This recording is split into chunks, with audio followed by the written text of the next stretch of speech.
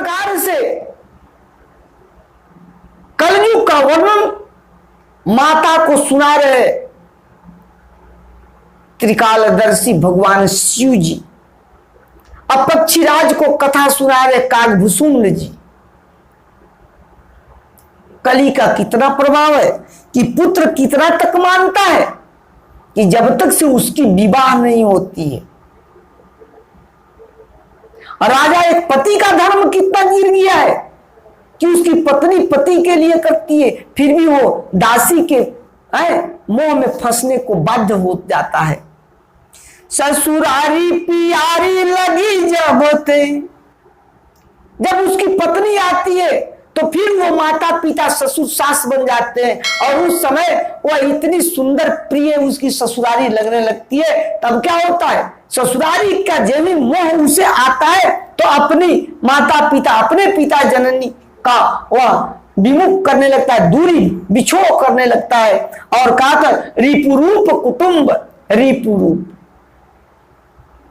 अपना जो होता है, चाचा भैया, माता पिता, दादा दादी, नाना नानी, सब समझाने आते, क्या हो गए तुम्हें, सब दुश्मन, रिपू रूप, दुश्मन के तरीका उसकी बात लगती है, जैसे मानो कि उसे कोई गरम शीशे डाल रहा है उसके कान में, मानो उसको कोई बेधने जा रहा है अस्त्र शस्त्र से, इतना उसे तीखा लगता है अपने ससुरारी की बात के आगे किसी की।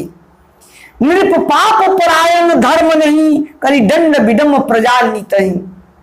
राजा दंडित नहीं कर पाते हैं, वाक चतुरता में एक दूसरे को दंड में, एक दूसरे को बचाने में लग जाते हैं। आज प्रजा भी उनकी बातों को अनदेखा करने लगती है, क्योंकि राजा में ईश्वर का अंश मानते हैं। लेकिन आज राजा जो अपनी देश समाज प्रजा की जो कार्य होता है उसको करने में दोहरी जब नीति मन विचार वाणी का रख देते हैं कार्य कर, तब प्रजा भी उस राजा का तिरस्कार यानी उनके आदत यानी बातों को मानने से इनकार करने विपरीत दिशा में चलने लगती है। तब वो देश अजरा अराजकता की ओर बढ़ने लगती है। वही अराजकता है, राजा की बात को नहीं मानना। आज देश इस प्रकार से धनवंत कुलीन मलिन अपि द्विज चिन्ह जने उभार जपी, ये सब चीज हो जाता है। एक धनवंत कौन है, अगर जिसके पास धन हो गया और ज्ञान नहीं है, वही समाज के लिए आदरणीय होता है। अगर उसके पास ज्ञान है और धन नहीं है तो उसे लोग उस रूप में सम्मान नहीं करते हैं। हे गरुड़ देव जी, कली का और प्रभाव को कहा कि हां, और क्या होता है, कहा कि एक प्रसंग और है, कहा कि सुनाइए। कहा कि देखिए पक्षीराज जी,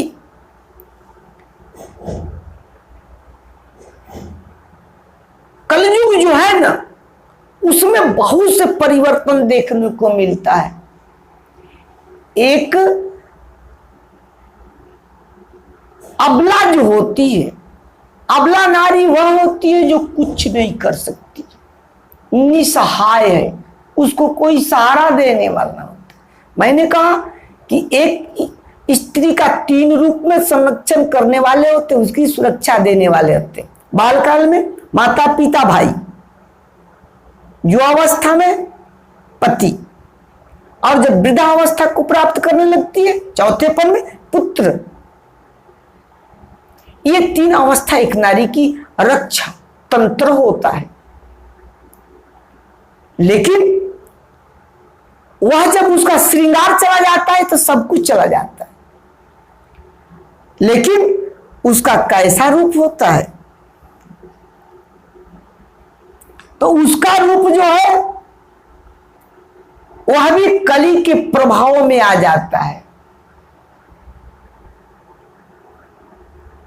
कैसा होता है? तो अब लाकच भूषण भूरी क्षुधा, धनहीन दुखी ममता बहुधा, सुख चाहि मूढ़ न धर्मोरता, मति थोड़ी कठोरी कठोरी न कोमलता, नर पीड़ित रोग न भोग कही, अभिमान विरोध कारण नहीं, लघु जीवन संबतु पंचदशा, कल्पांत न नाश गुमानु असा। ये मानव शरीर जो है पंच तत्वों से रचा, इसकी एक जीवित रहने की, शरीर को स्वस्थ रहने के लिए और स्वस्थ शरीर में स्वस्थ मस्तिष्क होता है, यानी कि सुंदर विचार करने के लिए प्रबुद्ध बुद्धि होता है, उसकी एक अवस्था है 50-60 वर्ष। लेकिन उसको लगता है कि नहीं, मैं कल्पांतर कल्पांतर तक जीवित, मैं अमर हो गया हूं, मैं ही हूं, दूसरा नहीं। ये उसके अंदर विचार आ जाता है। लघु जीवन संबतु पंचदशा, कल्पांत नाश गुमानु असा। ऐसा लगता है कि ये शरीर नष्ट नहीं हुआ, मैं अमृत तो प्राप्त कर लिया हूं, ये शरीर का नाश ही नहीं हुआ। अरे भाई, ये मृतलोक है, यहां का सत्य मृत्यु है।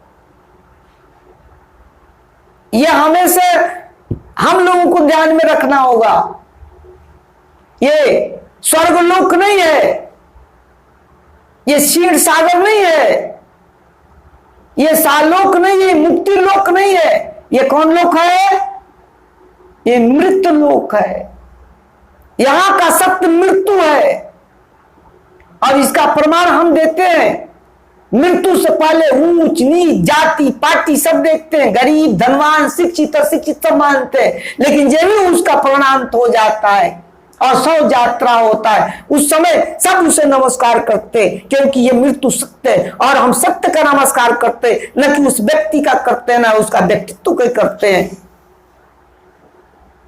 उस समय बरबसी हम नमस्कार करते हैं, वो नहीं बोलता है फिर भी नमस्कार करते हैं, क्योंकि सत्य ये गति मेरी भी होगी। बार बार हम कहते जाते हैं कि ये गति मेरी भी होगी, सत्य है, यही सत्य है, हम नारा लगाते हैं। फिर भी ये शरीर पंच तत्वों का अदम शरीर सोचता है कि मैं ही सब कुछ हूं, मेरा नाश नहीं, मैं अमर हूं, मैं ही कुछ कर सकता हूं, कोई नहीं करेगा। ये घमंड होता है। लेकिन नहीं, यहां जो जन्म लिया उसे जाना है, चाहे देव हो, चाहे मानव हो, चाहे जीव जंतु हो, चाहे उड़ने वाले, पानी में रहने वाले, बील में रहने वाले, मिट्टी में रहने वाले या स्थल जमीन पर रहने वाले, किसी प्रकार का जो भी जीव है, बड़ा छोटा, सब जो जन्म लिया है, एक दिन उसका परिणाम होगा, वो मृत्यु लोक पर मृत्यु होगी। और भगवान का भी अपने देह को उन्होंने भी त्याग किया, अपने परम सत्ता तक अपने शरीर को त्याग करके स्थूल शरीर को धरती पर छोड़कर मृतलोक में वो अजर अमर अविनाशी जो आत्मा वह अपने धाम परमात्मा के तरफ चली जाती है। और ये शरीर स्थूल बचा रहता है, वो किसी का भी छोटा हो या बड़ा हो, जिस भी गति से उसका प्राणांत होता है, तो ये पंच तत्व या रचित शरीर ये रह जाता है। और जो प्राण वेग है, प्राण वायु है, ईश्वर उड़ जाता है और भगवान में जाके विलीन कर जाता है। भगवान में जाके ये शरीर विलीन कर जाता है।